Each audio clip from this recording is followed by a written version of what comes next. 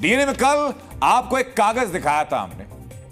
ये कागज वो सबूत जिसने बताया कि कैसे महाराष्ट्र में 400 एनजीओ मुसलमानों को इन्फ्लुएंस करने का कैंपेन चला रहे हैं। लेकिन आज इन्वेस्टिगेशन में हम एक कदम आगे चलेंगे। डीएनए में हमने ये कागज दिखाया तो महाराष्ट्र के चीफ इलेक्शन ऑफिसर ने इन एनजीओ के खिलाफ जांच के आदेश दिए और साफ संदेश की जांच भी हो और जरूरत पड़े तो कार्रवाई भी हो। और अब मुंबई के कलेक्टर इसकी जांच करेंगे और रिपोर्ट चुनाव आयोग को सौंपेंगे। लेकिन ये कागज जो मुस्लिम इलाकों में पैम्पलेट की तरह बांटा जा रहा था, इसी वजह से चुनाव आयोग ने जांच के आदेश तो दिए। ये वही कागज है, उस कागज को आप पढ़ भी सकते हैं कि मराठी मुस्लिम सेवा संघ ने इस कागज में क्या क्या लिखा है। अब इस इन्वेस्टिगेशन का पार्ट 2 आपको दिखाता हूं। एक रिपोर्ट में दिखाता हूं कैसे महाराष्ट्र के मुस्लिम बहुल इलाकों में एनजीओ पहुंचते थे, ब्रेन वॉश की कोशिश कैसे करते थे।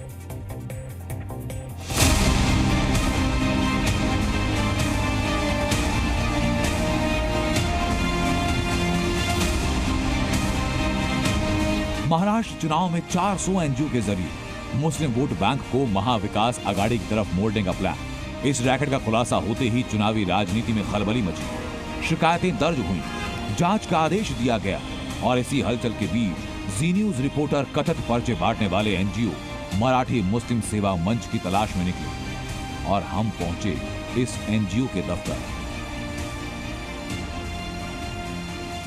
इसके बारे में जब हमें जानकारी मिली तो हम दफ्तर पहुंचे। फिलहाल दफ्तर पिछले कुछ दिनों से बंद है। यहाँ पर लोगों का आना जाना समय समय पर होता है और यहीं से प्लानिंग होती है मुसलमानों को लामबंद करने की। मराठी मुस्लिम सेवा मंच के दफ्तर पर ताला था, जिसका मतलब ये कि खुलासा होने के बाद एनजीओ से जुड़े लोग दफ्तर पर नहीं आए। इसी वजह से हमने आसपास के लोगों से बात की, समझने की कोशिश की कि इस दफ्तर के अंदर क्या होता था। मराठी मुस्लिम सेवा संघ का ये दफ्तर है, जहाँ पर जो लेटर हमारे हाथ लगा है उस लेटर में इसी जगह का जो है एड्रेस का जिक्र किया है, Empire building, first floor, office number 41। ये ऑफिस फिलहाल बंद है। कितने दिनों से बंद है इसके बारे में जानकारी आपको? नो आइडिया, बहुत से बंद आते जाते रहते कभी कभी कभी आते हैं। तो आप यहीं रहते हैं? नहीं, मैं उधर 42 में रहते हैं। तो ये लोग कब कितने लोग आते हैं, क्या करते हैं, क्या एक्टिविटी होती है? बैठते जाते हैं। अच्छा। दफ्तर पर ताला था। स्थानीय लोगों का दावा कि कभी कभार इस दफ्तर पर काफी लोगों की भीड़ जुटती थी और इसी बीच सामने आया मराठी मुस्लिम सेवा मंच अध्यक्ष फकीर मोहम्मद का वीडियो, जिसमें फकीर मोहम्मद मुस्लिम समाज से संपर्क साधने का सच कबूल रहा था। मैं इस विधानसभा इलेक्शन में अपने समाज का रुझान जानना चाहता हूं, क्योंकि ये इलेक्शन लोकल मुद्दों का इलेक्शन है, कोई इशू पे और भावनिक भावना पे इलेक्शन नहीं लड़ा जाता। मामला चुनाव आयोग की नजर में आया तो सफाई ही दी जाएगी, लेकिन डीएनए इन्वेस्टिगेशन जारी थी और हमारी पड़ताल से एक और सच सामने आया। ये एनजीओ और इसके जैसे कुछ और संगठन लोकसभा चुनाव में भी सक्रिय थे।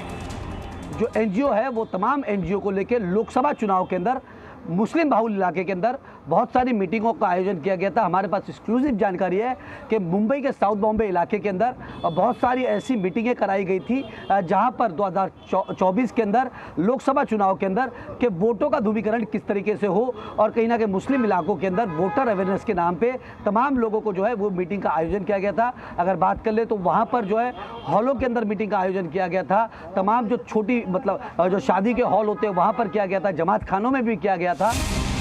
जी न्यूज की तफ्तीश में इस एनजीओ से जुड़ी लोकेशन और इसका लोकसभा चुनाव से कनेक्शन साफ साफ साबित हो चुका था और इसी वजह से यह आशंका प्रबल हो जाती है कि विधानसभा चुनाव में भी मुस्लिम वोटर को भड़काकर किसी एक पक्ष को फायदा पहुंचाने की कोशिश की जा रही थी। मुंबई से अमजद के साथ अश्विनी पांडे की रिपोर्ट, जी मीडिया। डीएनए में हमने बताया आपको कि इस कागज में क्या क्या लिखा है। जो सवाल एक बार दोहरा देता हूं आपके सामने, जरा दोहरा लीजिए कि इसमें लिखा है कि ईमान वालों जरा सोचो। इस हेडर के नीचे पहला सवाल क्या था? इसमें सवाल है कि क्या शरीयत में दखल देने वालों को आप वोट देंगे? क्या आप सीएए और एनआरसी थोपने वालों को वोट देंगे? क्या मुस्लिम नौजवानों को जेल में डालने वालों को वोट देंगे?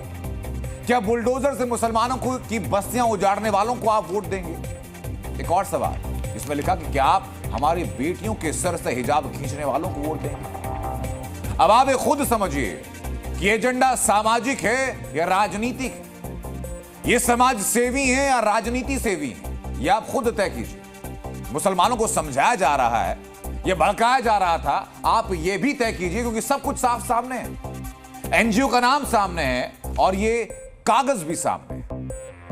एनजीओ के जरिए मुस्लिम वोट बैंक को प्रभावित करने के खुलासे के बाद महाराष्ट्र की चुनावी राजनीति में सरगर्मियां बढ़ गई। बीजेपी सीधे इसे वोट जिहाद जैसी साजिश करार दे रही है, तो महाविकास आघाड़ी एक अलग एजेंडा चलाने की कोशिश कर रही है। अब जो प्लान लोकसभा में किया था वही प्लान एक्टिवेट कर दिया गया है। कई ऐसी सारी एनजीओज हैं जो लगातार तुष्टीकरण के आधार पर, वोट बैंक के आधार पर लोगों के इत्तेहाद के लिए एक काम करने का प्रयास कर रही है। ठीक है, पर सवाल ये बनता है कि जब भारत के लोगों को बोला जाता है कि जाति के आधार पर या भाषा के आधार पर बंटो मत, तो फिर ऐसी प्रतिक्रिया क्यों आती है समाजवादी पार्टी, कांग्रेस पार्टी से? तो वोट जिहाद सेकुलर है और वोट जिहाद हुआ है ना, लोकसभा के चुनाव में हमने देखा है। ये सब ये इनकी बौखलाहट है, इसके अलावा कुछ नहीं है। इनकी बौखलाहट के अलावा कुछ नहीं है। बुरी तरह से चुनाव हार रहे हैं। चुनाव हारने के अंदर जब हारते हुए देखते हैं तो इसी तरह के जहरीले बयान देंगे, इसी तरह की जहरीले बातें होंगी। लेकिन बात यहां से खत्म नहीं होती है, बल्कि यहां से बात शुरू होती है। एक और खबर देखिए कि कैसे मजहब के नाम पर अपना मतलब निकाला जाता है। ऑल इंडिया उलेमा बोर्ड ने महाविकास आघाड़ी को एक खत लिखा और लिखा यह कि सरकार बनाने के लिए ऑल इंडिया उलेमा बोर्ड महाआघाड़ी का पूरा सपोर्ट करने को तैयार है। लेकिन ऑल इंडिया उलेमा बोर्ड महाआघाड़ी के कैंडिडेट्स का समर्थन भी करेगा, उनका प्रचार भी करेगा, लेकिन कुछ शर्तें माननी। अब वो शर्तें क्या है वो देखिए जरा। शर्तें क्या उलेमा बोर्ड की तरफ से? पहली शर्त यह कि महाविकास आघाड़ी को वक्फ संशोधन बिल का विरोध करना होगा और बिल को रद्द कराने में मदद करनी होगी। शर्त यह कि महाराष्ट्र वक्फ बोर्ड को सरकार की तरफ से 1000 करोड़ की रकम मिलनी चाहिए। 1000 करोड़ रुपए मांगे गए। वक्फ बोर्ड की संपत्तियों पर अतिक्रमण हटाने के लिए विधानसभा में कानून बने। चौथी शर्त यह कि महाराष्ट्र में मुसलमानों को 10% आरक्षण मिलना चाहिए। शर्त यह कि महाराष्ट्र में पढ़े लिखे मुसलमानों को पुलिस भर्ती में भी प्राथमिकता मिलनी चाहिए। मांग ये कि महाविकास आघाड़ी की सरकार बनते ही महाराष्ट्र में आरएसएस पर प्रतिबंध लगना चाहिए। शर्त यह कि सरकार बनते ही नितेश राणे को जेल में डाला जाए और विवादित बोल के चलते मुकदमे का सामना करने वाले सलमान अजहरी को रिहा कर दिया जाए। हो सकता है कि उलेमा बोर्ड इसे मुसलमानों का हक कहे, लेकिन अब आप लोग खुद ही तय कीजिए कि यह हक है या डील है, जिस डील में उलेमा बोर्ड की शर्तें मानो और मुसलमानों का वोट ले लो। ये साफ डील सामने दे दी गई। जी न्यूज़।